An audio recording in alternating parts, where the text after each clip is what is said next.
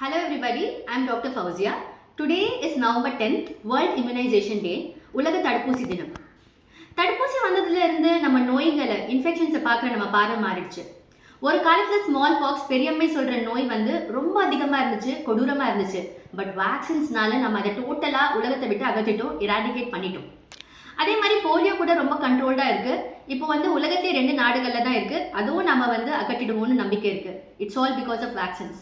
வேக்சின்ஸ்னால வருஷத்தில் 3.5 to 5.5 million டெத்ஸை prevent பண்ண முடியுது. இப்போதைக்கு நம்ம கிட்ட 20 லைஃப் த்ரெட்டனிங் இன்ஃபெக்ஷன்ஸ்க்கு வேக்சின்ஸ் அவைலபிளாக இருக்குது. ஒரு அம்மா ப்ரெக்னென்ட் ஆகும்போது அவங்க கர்ப்பப்பையில் அந்த சிசு இருக்கும் போது ரொம்ப ப்ரொடெக்டடாக எந்த ஜேர்ம்ஸ்க்கும் எக்ஸ்போஸ் ஆகாமல் நல்ல நியூட்ரிஷனோடு இருக்காங்க. பட் ஒன்ஸ் அந்த பாப்பா பிறக்கும் போது என்னாச்சுன்னா நிறைய ஜேர்ம்ஸ்க்கு எக்ஸ்போஸ் ஆகுறாங்க. அதில் சில ஜேர்ம்ஸ் ஆர் பொட்டென்ஷியலி டேஞ்சரஸ். நீங்கள் உங்கள் குழந்தைங்களுக்காக ஏதாவது இன்வெஸ்ட்மெண்ட் பண்ணணும்னு நினச்சிங்கன்னா the best health investment is vaccines for a long, healthy and productive life. இப்போவே உங்கள் வேக்சினேஷன் கார்டு எடுத்துட்டு உங்கள் பீடியாட்ரிஷியன் கிட்ட போங்க. ஏதாவது மிஸ் ஆயிருக்குன்னா நீங்கள் கேட்சப் வேக்சினேஷன் பண்ணிக்கோங்க. Protect yourself and protect your kids. Make use of the vaccines.